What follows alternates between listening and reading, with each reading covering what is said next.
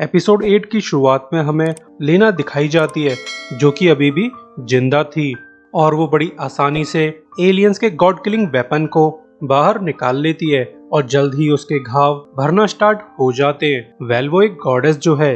इसके बाद लेना ब्लैक ट्रूप्स को रिमाइंड करती है कि एलियंस की टेक्नोलॉजी काफी ज्यादा हाईफाई है, तो हमें बहुत ज्यादा संभल कर रहना होगा और तो और हमें सबसे पहले एलियंस की मेन शिप को डिस्ट्रॉय करना होगा, वरना वो सिटी पर एनर्जी बॉम्बार्डमेंट करते रहेंगे। और इस बात का अंदाजा बाकी टीम वालों को भी है, मगर तभी अचानक से एलियंस का स्नाइपर याओवेन की खोपड़ी को उड़ा देता है और ऐसा लगता है कि याओवेन का तो काम तमाम हो चुका है। तो क्वीन वे यहाँ आकर जल्दी से याओवेन को ट्रीटमेंट के लिए ले जाती है और इसी समय एलियंस की शिप एनर्जी अटैक के लिए एनर्जी को इकट्ठा करने लगती है, जिसे देखकर पूरी टीम सीरियस हो जाती है और अपने मंकी ब्रो तो अजीब अजीब आवाजें निकालने लगते हैं। यानी मंकी ब्रो पूरी तरह से एंग्री हो चुके हैं और जल्द ही एलियन शिप अपना एनर्जी बॉम्बार्डमेंट चालू कर देती है और इस बार भी उनका मेन टारगेट लेना थी, मगर लेना बड़ी आसानी से इस अटैक को रोक लेती है। मगर अब तक मंकी ब्रो की पूरी तरह से सनक चुकी थी,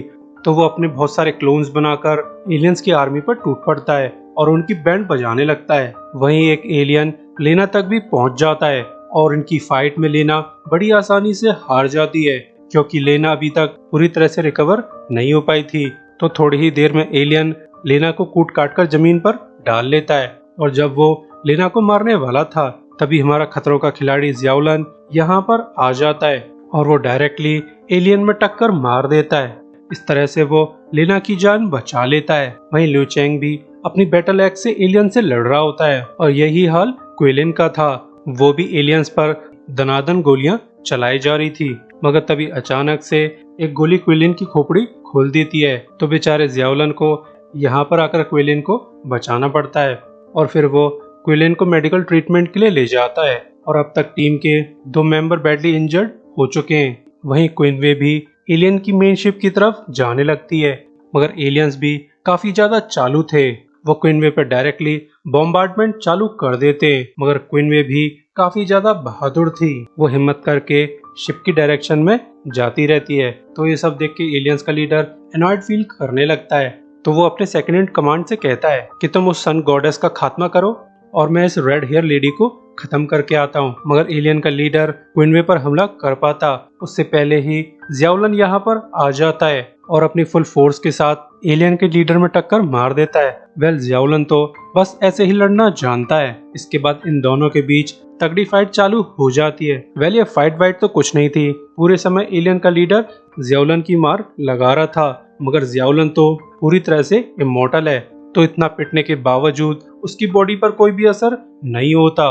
और जब एलियन लीडर का ध्यान पूरी तरह से जियाओलन पर टिका हुआ था, तो लिu चेंग यहाँ आकर एलियन के लीडर को मार देता है। वैसे ये एलियन स्पीशीज रोबोटिक टाइप लगती है, जिनके सभी पार्ट्स मेटल के बने हुए हैं। वहीं अब तक क्वीन वे भी एलियन की मेन शिप तक पहुंच गई थी, तो वो अपनी स्पेस पावर यूज करके शिप के डिफेंस बैरियर में एक बड़ा सा होल क्रिएट कर देती है और इसी मौके का तो मिलिट्री इंतजार कर रही थी।